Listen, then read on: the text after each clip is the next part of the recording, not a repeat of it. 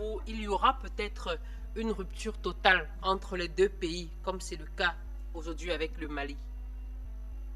Oui, puis enfin, c'est pas obligatoire, mais c'est possible qu'il y ait une rupture totale.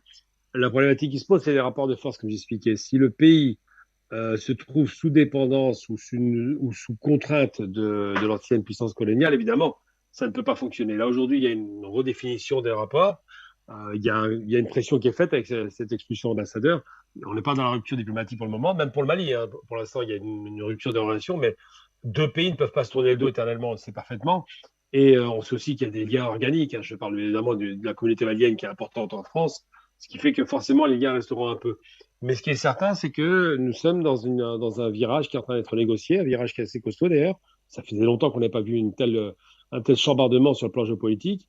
Et je pense que les dirigeants de ces pays, qui sont d'ailleurs des militaires, donc des indépendantistes, hein, clairement, on le voyait bien, ça rappelle un peu la révolution de Kadhafi ou même de Thomas Sankara, où c'était les militaires qui avaient pris le pouvoir pour garantir la souveraineté du pays. Eh bien, ces hommes-là comprennent parfaitement que le monde change très vite depuis le 24 février et s'attendent évidemment à pouvoir négocier dans un rapport de force qui leur est plus favorable.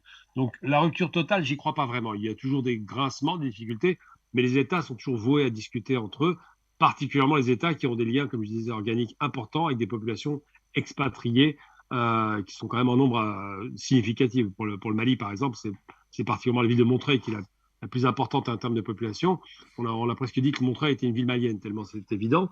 Eh bien, ces liens existent. Les liens économiques existent aussi. Les liens historiques, bien évidemment, on peut pas défaire l'histoire, mais la tension politique va s'accentuer à mesure que les relations d'État seront redéfinies. Parce que la question qui se pose aujourd'hui, c'est comment ces relations doivent être définies en termes de relations politico-économiques. Aujourd'hui, le rapport déséquilibré sur le plan économique est total. Je veux dire, c'est la France qui fournit le Mali, donc c'est catastrophique. C'est la France qui fournissait le Burkina. Ces pays étaient sous dépendance économique parce que la France avait besoin de vendre ses produits de la part de ces grandes sociétés qui sont beaucoup dans l'exportation. C'est un pays qui a des difficultés aussi, la France, pas l'oublier. C'est un pays qui exporte peu. Donc, il pensait que le précaré africain lui garantissait quand même des revenus assez confortables. Aujourd'hui, ces termes du débat vont être changés. Mais est-ce qu'ils vont se tourner le dos? Non, ils ne se tourneront pas le dos. Les relations vont être reconduites sans doute dans des conditions un peu plus rééquilibrées, avec le choix des partenaires, évidemment. Et je prends pour exemple un exemple évident aujourd'hui, c'est l'Algérie. L'Algérie vis-à-vis de la France, par exemple, eh bien, il y a une discussion extrêmement difficile et houleuse pour dire que si vous voulez une relation apaisée avec l'Algérie, vous allez faire des efforts. C'est pareil pour le Burkina, pour le Mali, pour la Centrafrique. Si les Français veulent revenir dans ces pays dans une collaboration de vraies relations gagnant-gagnant et non pas gagnant-perdant, puisque ceux qui achètent sont les perdants en général, eh bien, si ces pays redéfinissent leurs relations, les relations naturelles commerciales vont se réinstaller. Après, la relation politique en termes de domination géopolitique, c'est fini, ça, c'est du passé. On tourne la page. Il est plus possible de penser que les Maliens, les Burkinabés ou d'autres pays africains qui vont suivre le pas, puisque ça va faire l'effet de contagion évident, et bien que ces pays-là se disent, attendez, les Français ont fait semblant de nous aider pendant des années, le terrorisme s'est installé, ils n'ont pas fait grand-chose, et à l'arrivée, on va les remercier. Non, on ne remercie pas ceux qui n'ont pas de résultats. Donc les résultats sont extrêmement peu probants. C'est la raison pour laquelle je pense qu'effectivement, la relation va être redéfinie, non pas coupée totalement. Ça peut arriver des ruptures de relations diplomatiques, mais ça finit par revenir pour des raisons que je vous ai expliquées. Et en revanche, la relation politique de dominant-dominé va disparaître. La relation économique devrait se rééquilibrer si la France veut revenir dans le giron malien. Et je prends un exemple très concret. Hein. On prend l'exemple par exemple de Rwanda. Le Rwanda a tellement tourné le doigt à la France. Maintenant, les Français tapent à la porte en quasiment en supplication pour revenir au Rwanda.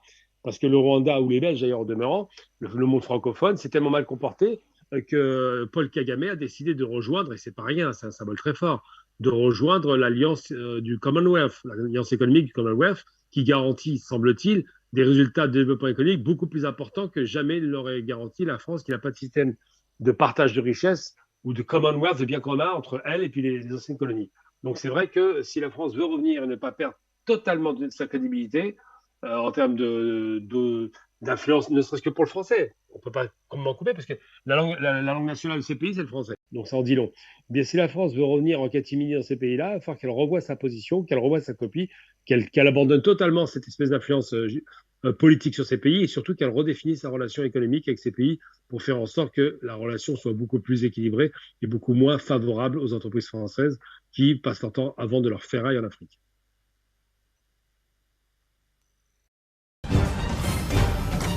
Afrique Média, le monde, c'est nous.